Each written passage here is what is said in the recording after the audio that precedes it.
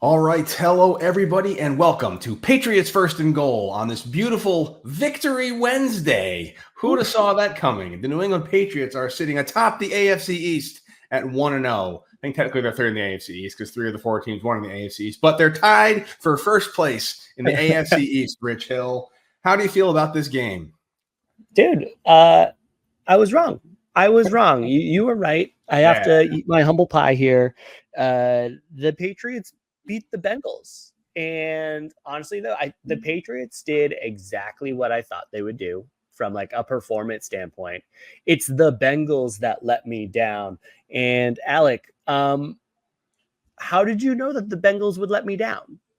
Because it's week 1, Rich Hill. I was very clear. If this game happened like week 7 or week 8, I think it's a very different story. But for whatever reason, the Cincinnati Bengals stink the first few weeks of the season. They can't get it together. They come out flat. Maybe their training camps are weak. I don't know what it is. It ultimately comes down to coaching because there's way too much talent on that team, both sides of the ball, for them to come out so slow every single year. And in a division like the AFC North that has the Ravens in it, has the Steelers in it, you really, really can't. And the Browns, which they kind of stink now, but we can talk about them later if you want. But that isn't a division where you can kind of take a slow September and expect to come out of there as division champs. They'll get it together. They always do. But I would rather not talk about the Bengals here, Rich Hill. I'd rather get right into first and goal and talk about the Patriots and how they beat the Bengals.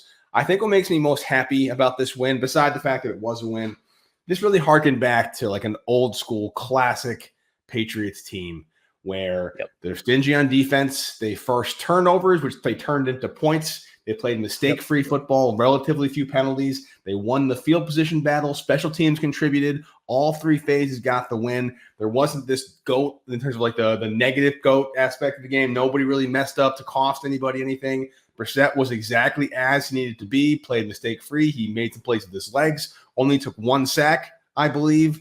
I don't like the fact that I don't think any Patriot player caught more than 3 passes, but they didn't need to because Mondre was a beast. And I'm sitting here today telling you, Rachel, I think one of the I can't believe I'm saying it based on our whining and complaining all off season long, but I think one of the real strengths for this team was the offensive line winning at the line of scrimmage on almost every single down. How the hell did that happen?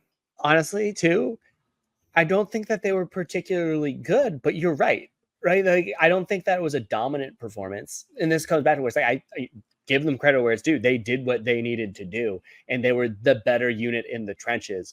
But I don't think I can really recall anyone on the offensive line doing anything like really exemplary, which, to be honest, is a credit to Alex Van Pelt. Obviously, a credit to the offensive line players for doing what they needed to do. But this is what we get with this new offensive play calling, with this new structure, with this new playbook, is that you don't need to have maulers on the offensive line in order to get things going.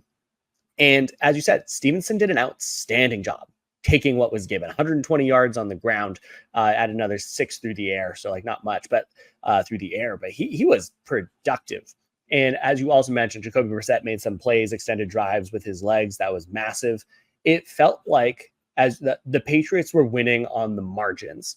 And that is something that they have not done for a couple of years, probably since Mac Jones's rookie year. They were winning in all the little things that turned the game in their favor in all the ways they were not in recent years. Yeah, I mean, think about all the times we came on this podcast last season where they just the things that just could go wrong went wrong and not their way. And it seems like in the NFL where things can bounce one way or another every single week, you get a couple of those kind of falling in direction, but they just never did. And the self-inflicted wounds for the Patriots last year completely killed them so many times.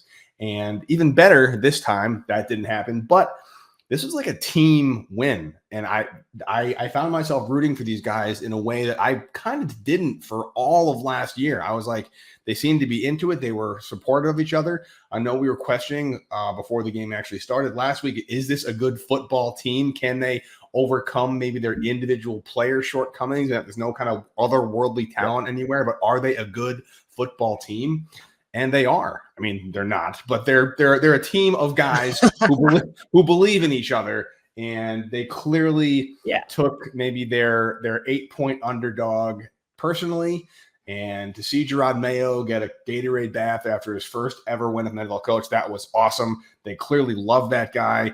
It was awesome to see. You saw Jawan Bentley's now breaking down the locker room after the game. If you watch the kind of the locker room footage, it just seems that these guys really enjoy each other's company and want to win for each other. And in games like this, that will be the difference, and that will make up for it. So I'm hoping they could take momentum like this and bring into the weeks to come. Again, it might kind of go downhill fast, but for now, I am riding high. Got to enjoy these wins while we can, Rich.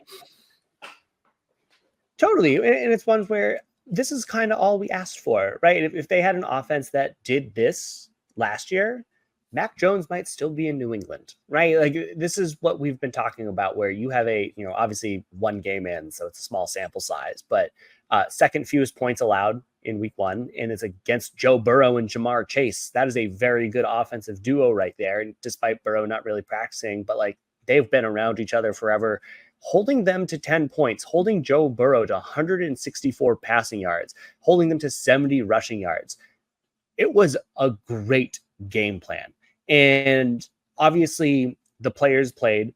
I think you look at it outside of Ramondre on offense. Defense, they were outstanding. On offense, there isn't really anyone that did like a great job other than maybe Ramondre. There might be a couple people that you said like, oh, you did like a fine job.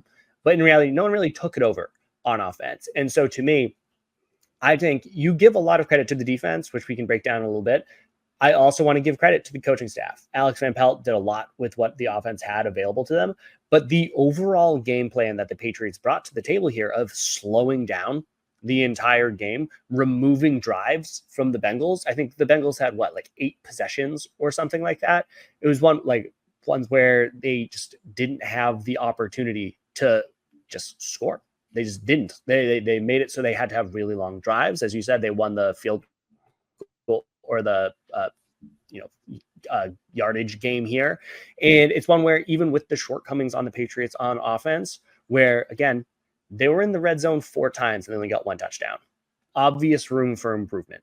But the coaching staff put them in a position to overcome that and had them playing in a very smart and effective mistake-free kind of a style that we've been missing. And then also props to special teams, Joey Sly, making me feel comfortable about the special teams unit for the first time in a while.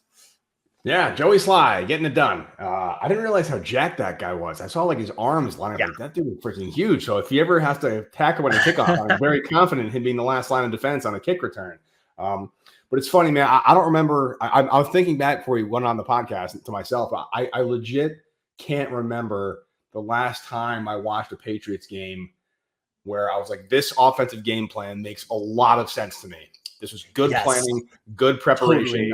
This makes sense. I feel like last year especially, we're like, what are they doing? They just run 3 plays and punt it. There's no coherency, no consistency. Play first down and second down isn't setting up third down at all. They have like a playbook and they're spinning a wheel. It felt like a lot of times for the past couple of seasons. This was a good game plan. I think we talked about earlier, good for us for calling it. The question was, though, can the offensive line hold up to win the line of scrimmage battle, to keep Brissett upright, to give them the opportunity to make those plays, have those long sustained drives, and they did it. So not only did the game plan make sense, but they executed it really well as well, which is all you really need, I guess. Yeah, totally. I mean, it's one where they built it to what they could do. And that was, for me, one of the biggest head scratchers of recent years, post Josh McDaniels was, what was Mac Jones good at? And it's like he had really good touch on passes in the intermediate. That's what his calling card was. That's why he was a first round pick. That's why he did so well in college, is that he had exemplary touch on passes in the middle distance. And they just didn't do it. They didn't give him the opportunity to play to his strengths. They didn't put the offensive players in a position.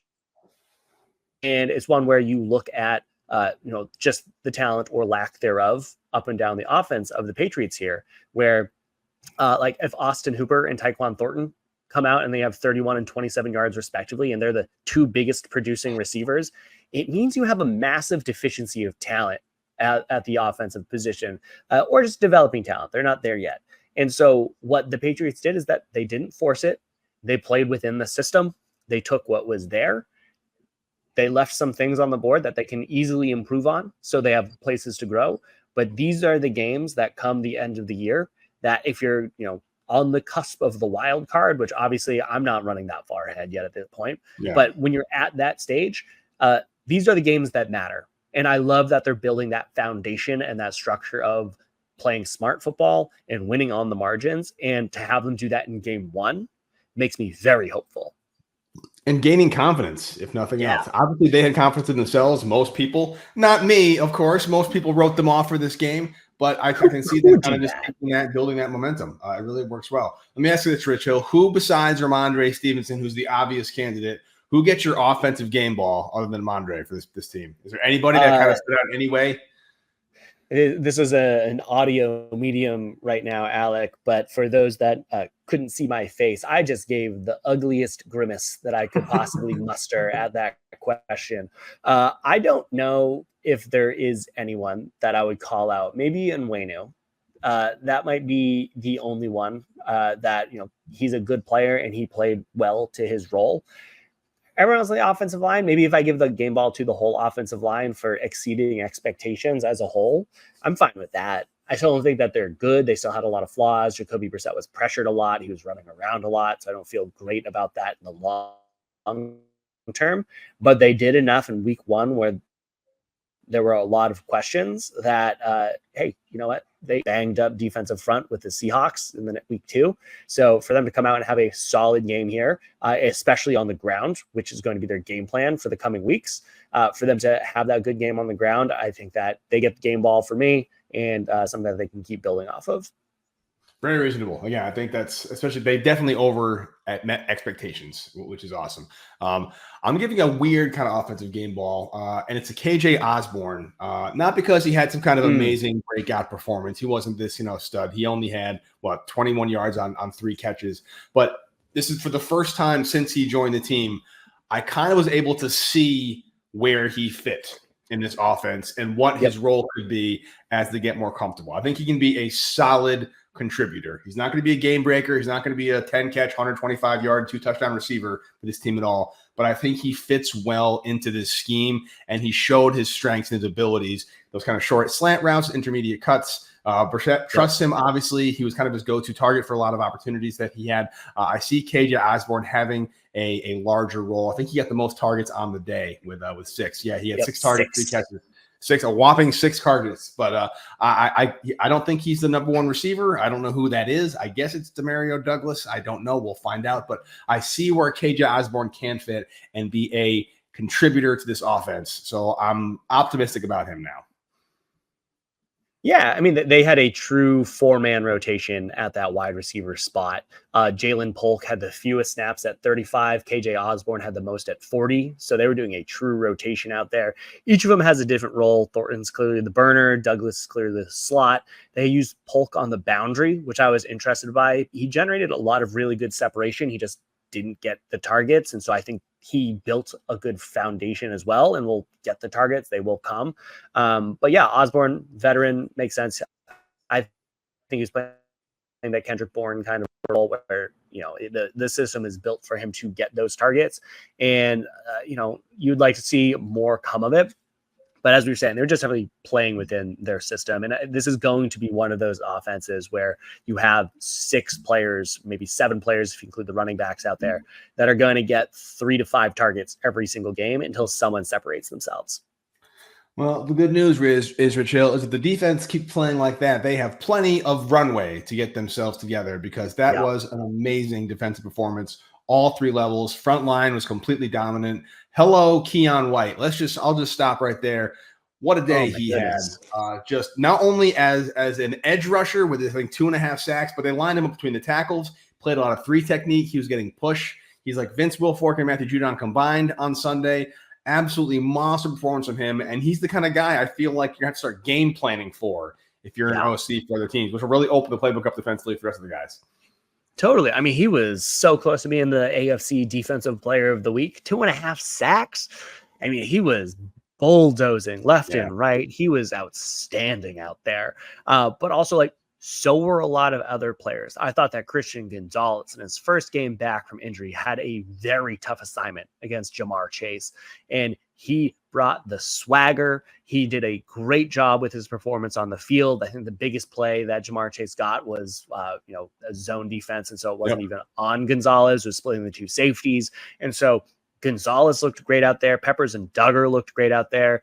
Person that I want to give props to is Ekwale, because the Patriots were like, who is going to be our guy on the interior without Barmore? With Barmore out, we know what we got with Godshaw. We need another defensive tackle to stand up. We need someone who can perform. And Ekwale led the defensive line or defensive tackles with 37 snaps, 73% of the defensive snaps. And I wasn't expecting that. And he did a very good job. Like, I think that he wasn't like Barmore by any measure, but that's not what you're expecting from your top backup coming out of that. But you look at the Bengals, they weren't able to get anything going on the ground. And so it's massive props to him combining with Godshaw up the middle on that.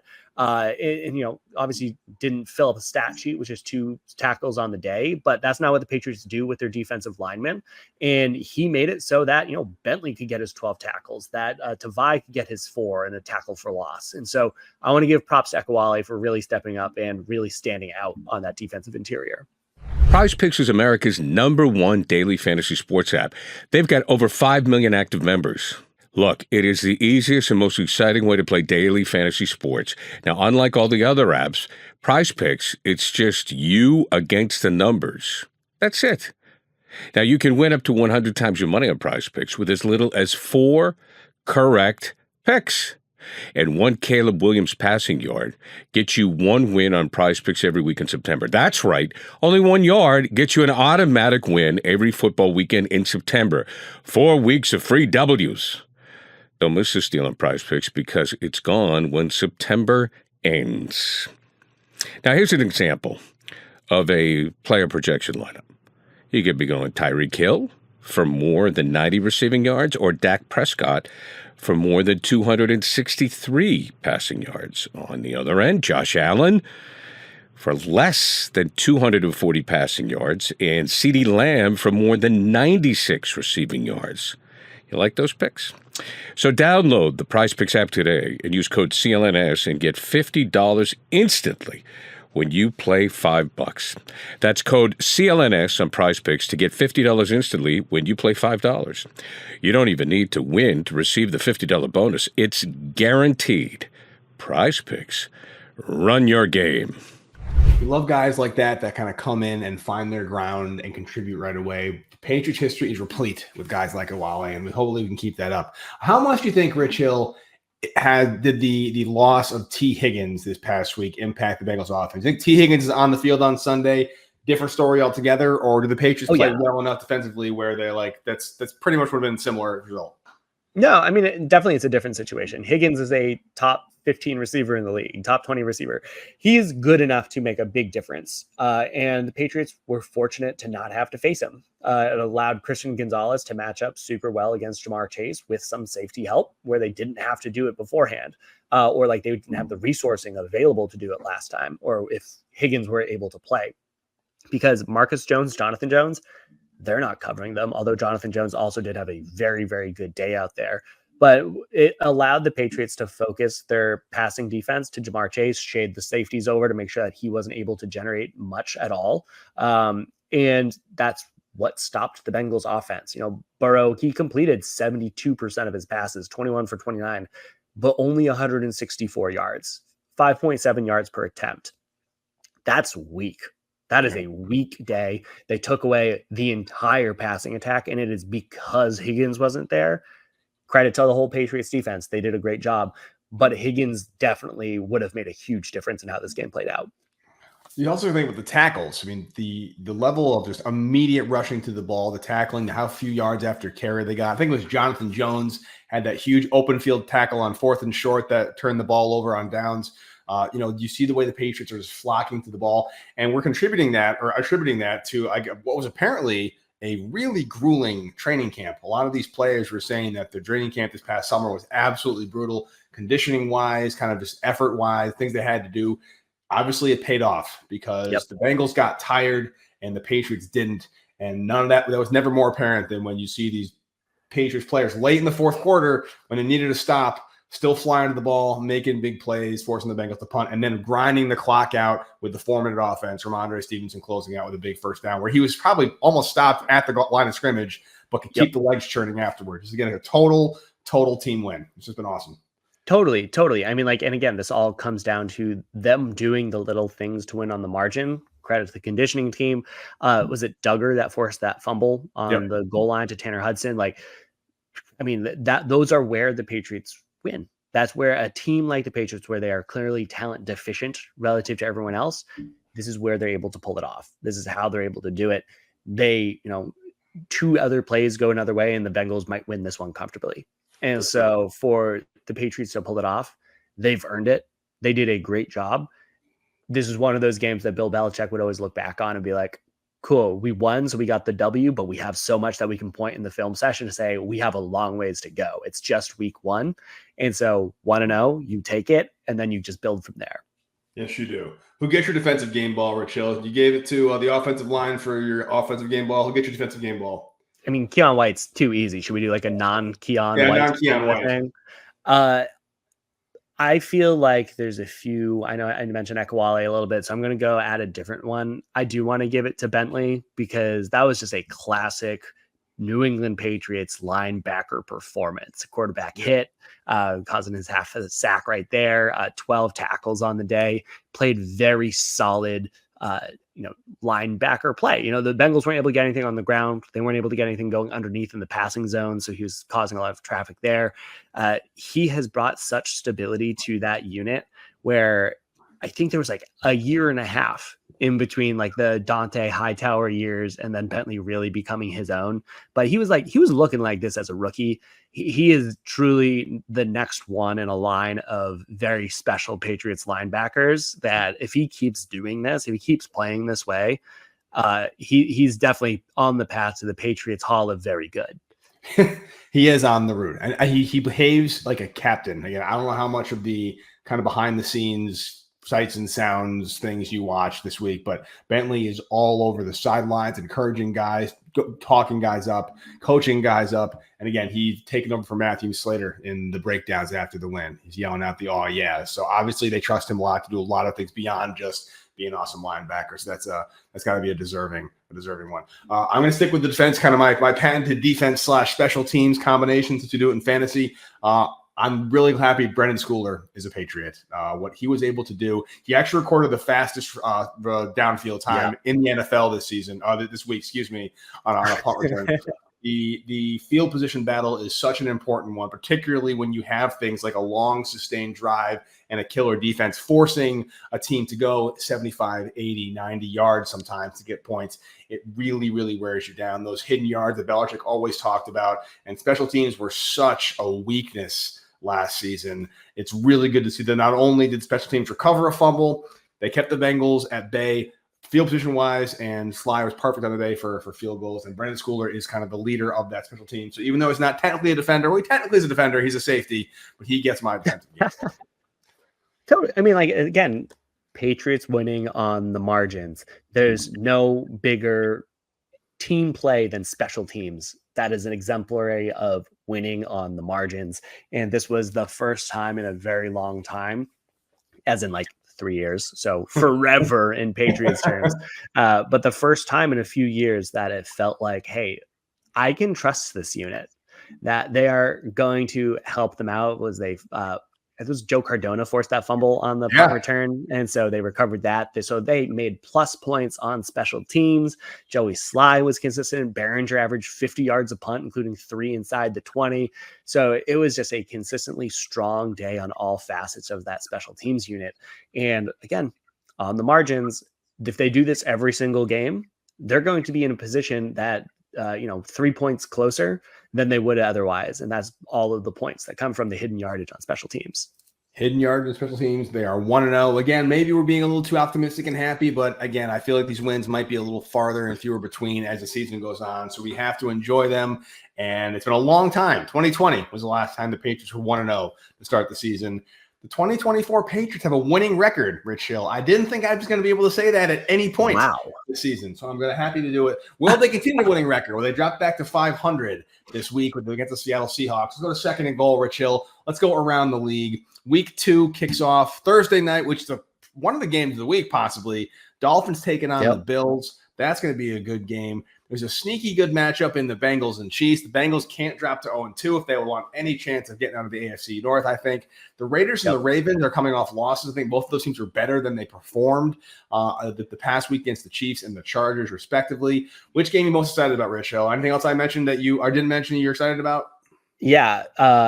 In my head, the actual game of the week, sitting in that 1 p.m. slot, the 1-0 Buccaneers on the road against the 1-0 Lions, which if you go talk to anyone in 2007, they'd be like, what are you thinking right now? But these are the two of the best teams right now. Baker Mayfield is having just a renaissance for himself here with Tampa. I could not be happier for him to have found a spot like this. He went like 4 touchdowns, no interceptions, 250 yards or something like that in week 1. He really put together just an outstanding week 1 for the Bucs, possibly like the best performance by a quarterback of the week. And then you have the Lions, who are pound for pound everyone's favorite. I want to say, like, everyone's second team. If at the end of the year you didn't go to the Super Bowl and you had to say, who would you be happy to have won the Super Bowl? And if someone said the Lions, I think they would have the least opposition. And they're doing well. Amon-Ra St. Brown is just a treasure. Jared Goff, Dan Campbell, they are a very, very good team. They are also down to earth as it relates to like their understanding of what they're up against from a historical perspective of the downbeaten Lions. So 2 underdog teams as it relates to the bigger scheme of the league, but they are at the top of their games.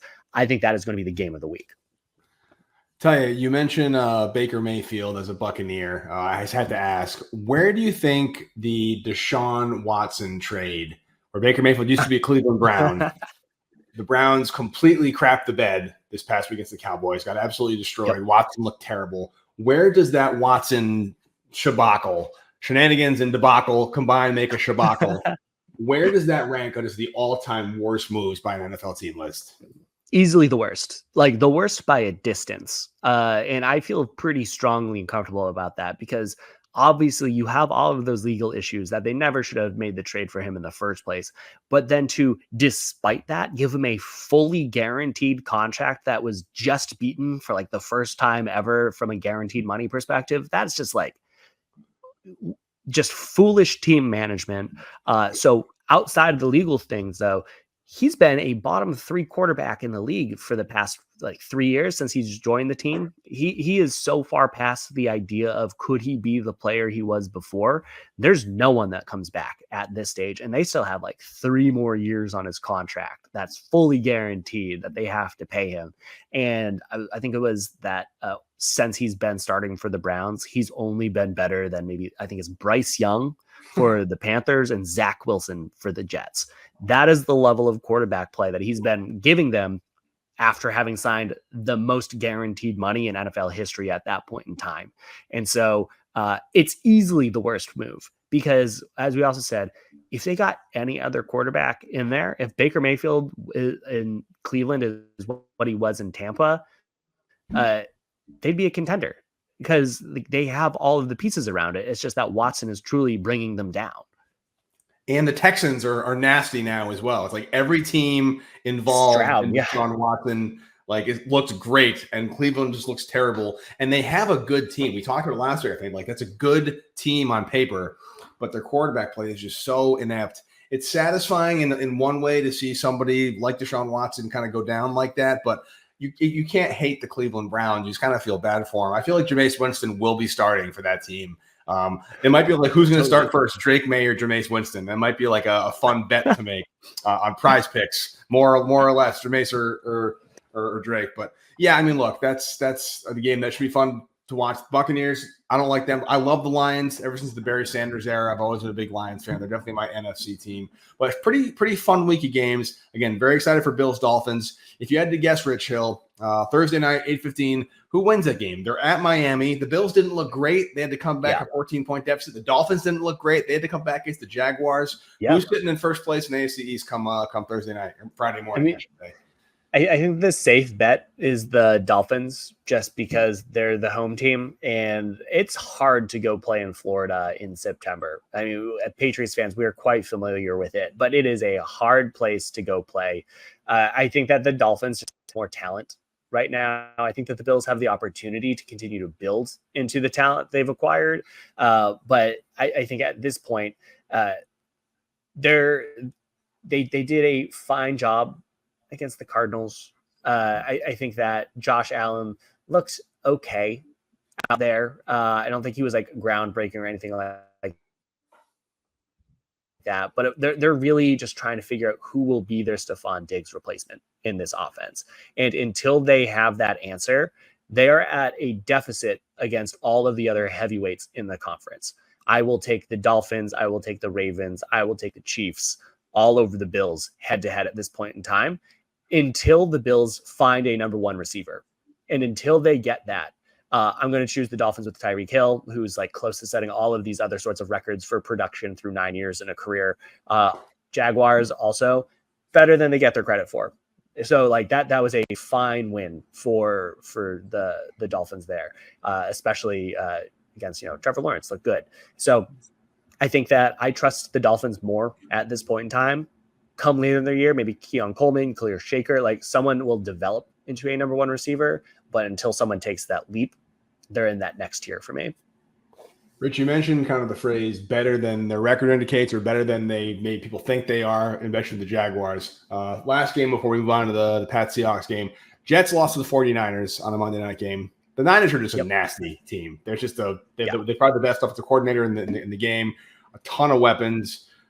It wasn't overly close because Jake Moody had like 80 million points on his field goals. Do you feel the Jets, based on what limited action we've seen so far, are going to be contenders in the AFC, or you think they're still on the outside looking in? No, they definitely on the outside looking in. I don't think that Rodgers was as bad as some of the numbers show out there. I still don't think he was good.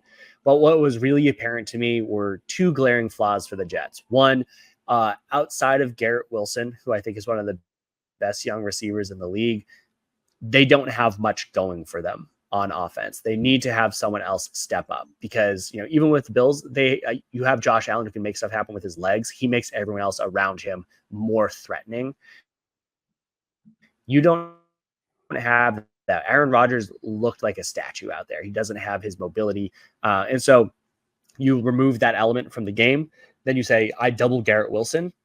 What do you got? No one's scared of Allen Lazard. And so I think it's one where they have that issue on the offensive side of the ball. And then you also just look at the defensive side of the ball. They did not look good on defense. And the entire idea of the Jets is based on their defense being an elite unit. And obviously, like a lot of teams can look bad when you go up against the 49ers. But I think that there's been a lot of value put on a Jets defense that I don't know if it exists. I don't know if that defense is actually there. And so we'll have to see how it goes. Obviously, Sauce Gardner is one of the best cornerbacks in the entire league.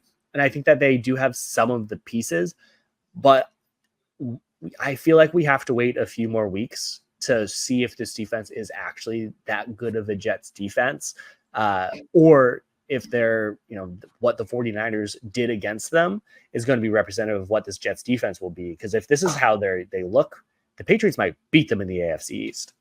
It is possible because the Patriots are ahead of the Jets right now at 1-0. The Jets are 0-1, the only winless team in the AFC. So suck on that, New York Jets. Well, speaking of Patriots, let's get to the game, Rich. They're playing the Seahawks, home opener. Let's talk about that 3rd and 4th and goal after this. If you want to make a memory, you got to go to Game Time. All right. Game Time has a new feature called Game Time Picks that makes getting tickets to see your favorite teams play live even easier. Game Time Picks filters out the fluff to show you all the incredible deals and the great seats so you don't have to waste time searching through thousands of seats. You've got the super deal. Don't forget about the super deal. and curated deals. They make it easy to find the best price on great seats. And I think this is so cool is when you click on the ticket, right? You go to the app. If you want to go to a game in Boston, you want to go to a game in New York or Philadelphia, whatever, you go to the city and you click on the game you want to go to, and then they just show you a great, easy to read layout of the stadium. And then you click on the seat you want, and then you get a view of the seat right from there. Boom. You know what you're buying. So you get seat views before you buy, and they have the lowest price guarantee, event cancellation, protection, job loss. It's terrific. So toggling here with the Game Time app. Now this feature shows the total upfront, no surprise fees at checkout, so you know what you're dealing with. You don't click on the button after and you go, wait a minute, what's that extra $20 for? Also, Game Time will credit you 110% of the difference for the lowest price guarantee. They have the lowest price guarantee, or Game Time will credit you up to 100% of the difference. And your purchase is covered with the most flexible customer service policy in the ticketing industry. So take the guesswork of buying tickets with Game Time. Download the Game Time app, create an account, use the code CLNS for $20 off your first purchase. Terms apply. Again, create an account and redeem the code CLNS for $20 off. Download Game Time today. What time is it? Game time. All right, Rich Hill. The Patriots offense did not look great against the Bengals, but they looked good enough. They had a great game plan, and they got it done. They are opening up at home against the Seattle Seahawks defense that one time was one of the best in the league, that legendary Legion of Boom that was supposed to be the next big dynasty until Tom Brady and the Patriots came in and stymied that, courtesy of Malcolm Butler goal and interception. Super Bowl 49. I'll never forget that as long as I live. The Seahawks defense, maybe if you're a more casual fan, if you are still kind of thinking if the Seahawks defense is the defense of yore, it's not. They're not a bad defense, but they're not a lights-out defense anymore. If you are Alex Van Pelt, are you looking to duplicate the exact same strategy against the Seahawks defense? You want to air it out a little bit more this time? No, I'm going on the ground. I'm staying on the ground because even though it's a different level of Seahawks secondary, there's no Sherman, there's no Earl Thomas, there's no Cam Chancellor. It's still the strength of this defense. They did a very good job in week one against the Broncos, obviously going against the rookie quarterback in Bo Nix. But they are outstanding against the pass, and they were last year too. That's the thing of import. And so when you look at who are the best players on the Seahawks defense overall, you go Devin Weatherspoon as one of their cornerbacks. He's amazing. And then Rick Woolen is also really, really good on the outside there. And where is their weakness? I don't think their defensive interior is very good. And then specifically, you look at their linebackers, their top two linebackers, Tyrell Dodson, as well as Jerome Baker, are both dealing with injuries. Terrell Dodson played the entire first week, but he missed Wednesday's practice with an injury. And then Jerome Baker also was limited in practice with an injury. So you have a softened second level of this defense, and also a defensive front that is not as good as you would think. Like, obviously they have some players there, like Leonard Williams is a good defensive lineman. But I don't think anyone looks at this team and says this is an above average defensive front if the linebackers are banged up like this. So if I'm Van Pelt, I say, okay, what did we do against the Bengals? Let's do that again. If I had to choose any one player to go over 150 on the day, it would be Stevenson in a heartbeat. Do you think that the offensive line, Rich, can duplicate their performance against Cincinnati? If you had to take the Bengals defensive line against the Seattle defensive line, which one do you think is better? That's a tough one. Honestly, yeah. I'd say it's a push, if not slightly in favor of the Bengals. It's one where I think that the Patriots can do it. I think the difference for me is that extra offensive line getting time to play with each other, that additional time where we're like, okay, we know what this Patriots offensive line unit is. Cool. We can just watch the Patriots like continue to grow together, because that was always what happens. You know, we say like once the Patriots find their five offensive linemen, then they get a little bit better. Obviously, like there's been times where they just haven't had five good players and they just have a bad offensive line. But there's like that back stretch of last year where they were a serviceable offensive unit. And so you look at who they have out there, Nwenu, Michael Jordan, Layden Robinson, David Andrews, and then whoever is going to be that player at tackle, Lowe or Wallace or whoever it is out there, they're going to continue to build together. I think that where City Sal might be out for another week. But I think that this offensive line for a second week together will have a greater advantage against the Seahawks than they did against the Bengals, even if the Seahawks defensive front is not necessarily better or worse than Cincinnati's. And again, riding that momentum. I think the confidence is building. I think that's a good thing coming off of that Bengals game, because this is the offense. There's no way that offensive line room didn't hear at least some of the rumblings about what a weak unit that looked like and what the hell they're going to do and how that's going to be this weight that's dragging the entire team down all season. They proved a lot of people wrong, or at least in 1 week's worth of evidence. They want to continue to do that. But however, I think I agree with you in that they're going to want to duplicate the strategy, but I don't think they want to duplicate it exactly. They're going to have to air the ball out at least a little bit more, in my opinion. You can't have a guy with only 3 catches on the day. And you mentioned Jalen Polk. He's going to be my offensive X factor. If you watch the All-22, he's getting open. And I think they're going to see that in the game tape this week. And they're going to see Brissett's going to see where he could have hit him for a touchdown here and there, could have hit him for a deep out route on a couple. He's getting open. I don't know if he's some kind of savior. He's like an actual receiver they drafted in the second round that's going to pay off. I do not want to put that out into the ether. But I think Polk has a much bigger day than 1 catch for 6 yards and gets maybe the bulk of the targets on the day. Yeah, that's interesting. I mean, I'd be curious to see how this Seahawks defense tries to defend the Patriots offense, because I'm not exactly sure what they're going to do. Like, obviously, Seahawks have a new head coach. Mike McDonald came over from the Ravens. The Ravens defense has always given the Patriots a little bit of trouble. This is not going to be your standard cover 3 that you're used to when you face the Seahawks, where someone's always going to be open up the seam. Someone's going to be open out of the slot. It's a different situation. That said, I do think that someone's going to have to do more through the air game. I think that Polk's a good option on that one. I also think Demario Douglas, if there's a player that I think can continue to move the chains that they can rely on, I think it's Demario Douglas. He has to get those opportunities out there. He was the top receiver for the team last year for a reason, and it wasn't just because he was the only one that could play on the field. It's that he's a plus player. He has the ability. He came out obviously underdrafted a little bit, but like all of the scouts loved him. It was just that he came out of Liberty or something like that, so that's why he was in the 6th round. And it's a situation where Jacoby Brissett needs to get into a rhythm. He is never ever going to be the type of player that launches it down the field with consistent success. The way that you win games with Jacoby Brissett is by getting those 7, 8, 9-yard passes. There's no one more reliable than Demario Douglas at that. And so he's my X factor on that one. And I think that he has a real chance of going towards 100. I don't expect him to break it, but I think he'd get towards it. I'd love to see just a receiver be the X factor. Polk, Douglas, fine. Maybe I'll get my vaunted Brissett to Tyquan Thornton go route. It happened last week. He overthrew him or underthrew him, but that's going to happen. Tyquan Thornton's going to catch a deep one. I didn't ask you in our breakdown. I should be like a Thornton report. How are you feeling about Tyquan Thornton? How do you feel about his performance this week? Last week, I should say. I mean, 2 catches for 21 yards, whatever it was. The bar is low. So he exceeded that bar for me. All right. It's one where he was second on the team in receiving yards behind Austin Hooper. But that was because no one else produced. It wasn't because he did anything, but he made a play. Good for him.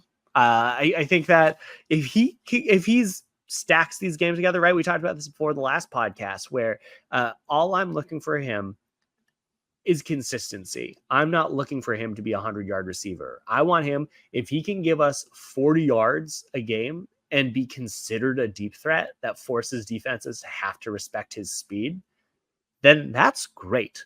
That's Chris Hogan.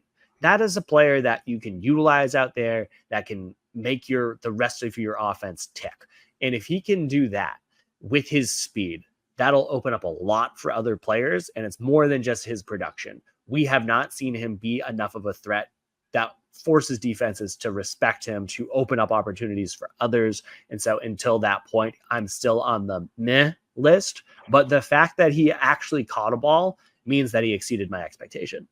All right. So you're in the neighborhood and asking questions is basically where you're at. Yeah. All right. Got it. I like to say, honestly, involve him in the run game a little bit too. Give him a jet sweep, maybe a quick absolutely something like that. Like, why not? Let him get out to the edges. You talked about the secondary being a strength.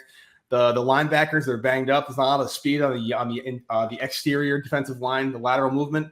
Give him an end around. Let's see what happens. Let's get him in there. As long as one of the X factors is a receiver, because they do need to open the passing game a bit more. They cannot run Ramondre 35 times a game for 17 weeks. That's just not going to work, especially with some of these run defense coming up down the stretch. However, Rich Hill, luckily the defense will still be there to take on Geno Smith, DK Metcalf, and the gang. Let's go to 4th and goal. Patriots defense against the Seattle Seahawks offense. DK Metcalf, I'm guessing, is probably the guy you want to target the most. He's their biggest threat in terms of a deep threat receiver. Christian Gonzalez, I think that's another great matchup. This guy's just never going to catch a break. He's never going to have an easy week, but he's proven he can do it over and over again. So do you think DK Metcalf gets safety help, or do you trust Gonzalez to go one-on-one with that guy? Well, it's one of those situations where there's 3 receivers that I actually really respect. Obviously, Tyler Lockett, one of the best slot receivers of the past decade. He's outstanding out there. He's someone that Jonathan Jones is going to have his hands full with.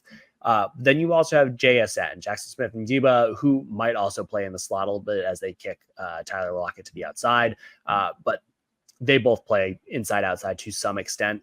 And so who do you match up on him? The Patriots were doing something extra. Alex Austin did not play as much as I thought they would. And Marcus Jones got a lot of play.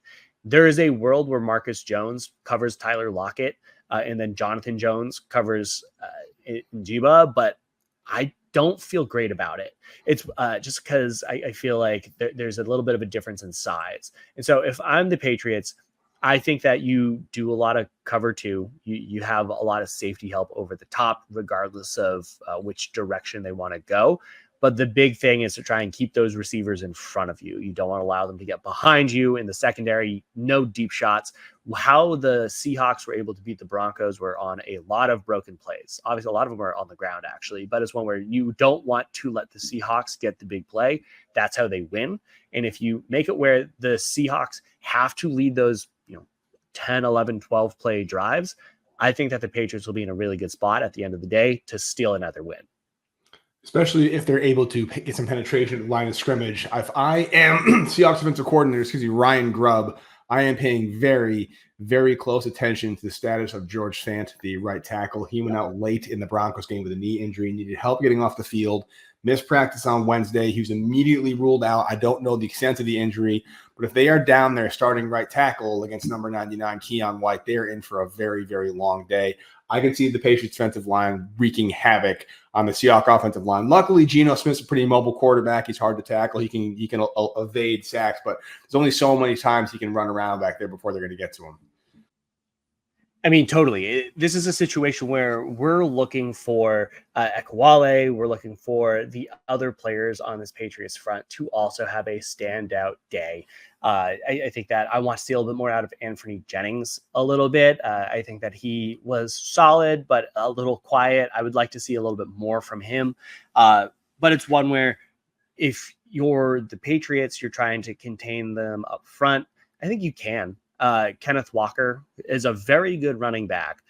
He also did not practice with an injury. So not only is Fant out, you're also potentially losing your top running back, or who at least is banged up a lot. So if I'm the Patriots, I just try to keep them all in front of me. I don't try and let Geno Smith run away. He had 4 yards for 30 and a score, including a 34-yard run against the Broncos. So you want to make sure that he doesn't slip out. So if I'm the Patriots, the big goal is just to be reliable with your run defense. Make sure that they don't get any free big plays. And again, if you do that, limit any of those big plays, you're going to be in a good position to win.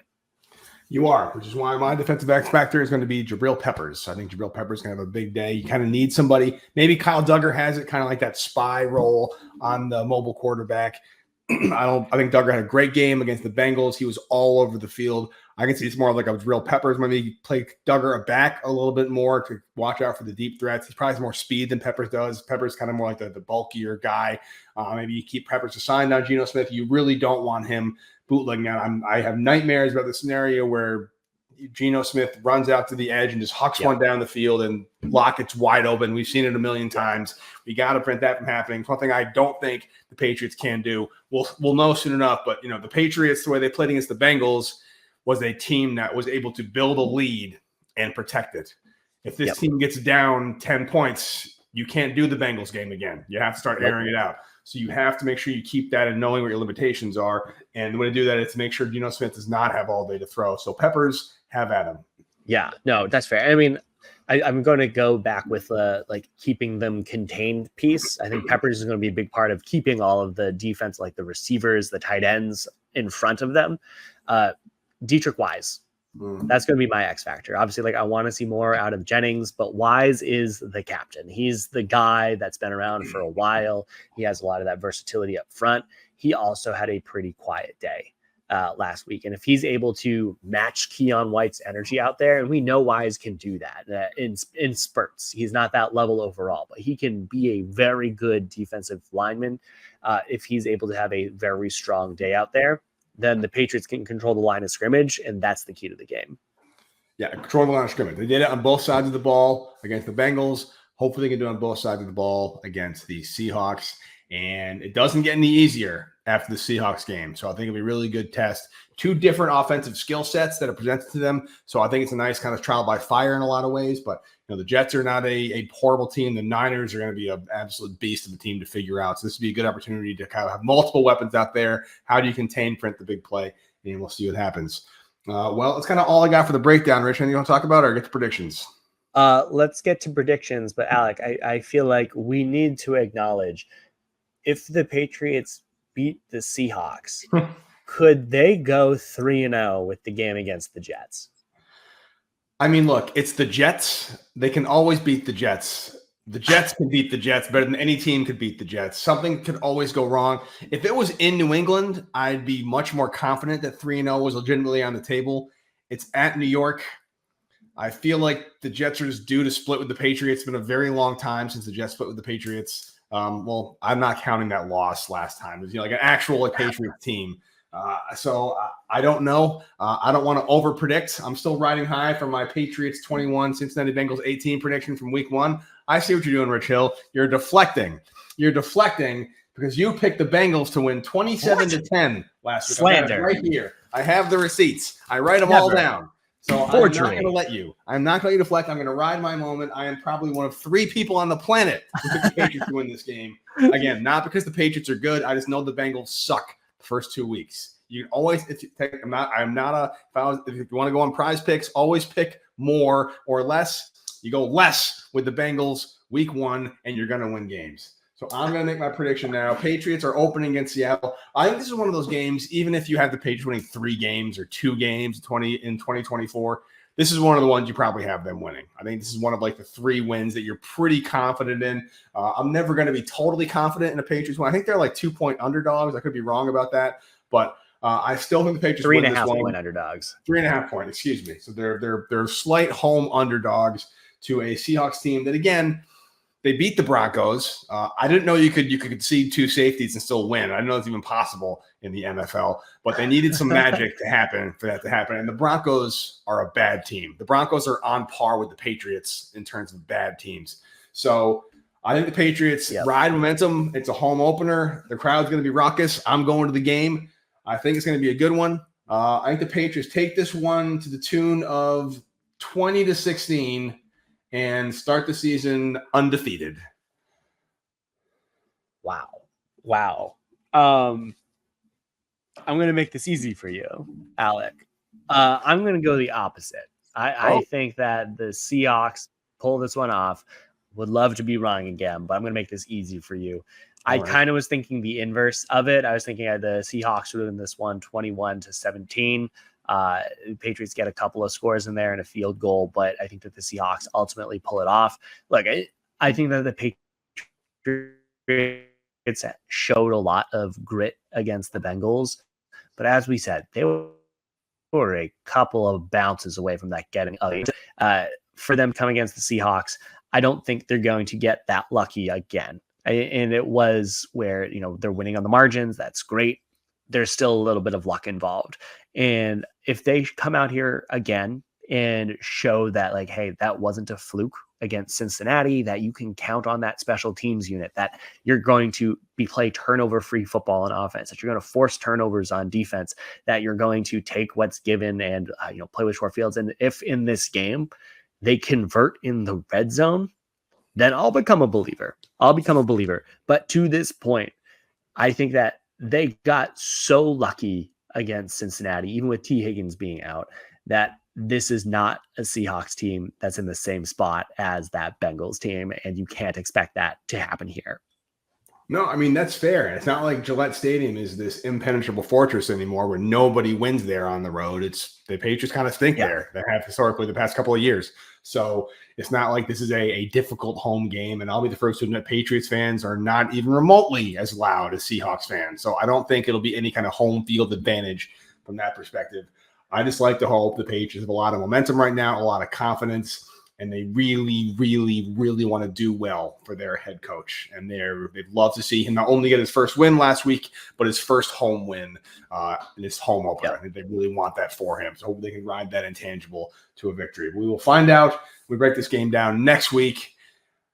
Tell you, Rich, I really, really didn't think I'd be able to say the Pats have a winning record, but I'll be able to say for at least one more week, they will, regardless of what happens on Sunday, they will not have a losing record. So that is something to be very grateful for. It's true. All right, man. Well, that's all I got for you. When we were, I was gonna say, like when we had started this over the off season, we were talking about how they might go 0-9 or something of that nature. For them to have a win already gets that monkey off the back. Makes it feel like, hey, you know what? Anything else at this point is pretty much gravy. You don't have to worry if they're going to be a winless team here. So I think it'll be a lot of fun. I think, as you said, there's been a lot of really young players that has the opportunity to stand out. Like Jalen Polk, I want to see him have a good day out there. This is the type of team that is really fun to support, where there's no expectations and anything that they do exceeds them. No, it's true. And they will not go winless. That's always a big relief. You don't want to be an 0-for team like the 0-16 Browns. I will, though, to be a turd in the punch bowl as we close this out, Rich. No team's gone 1-16 before. So that is still on the table, 1-16. So just think about it. Hey, anything for the record books, Alec. That's all I have for this week. And until next time, Alec, looking forward to break it down with you. But you have a good one. You too, buddy. See ya.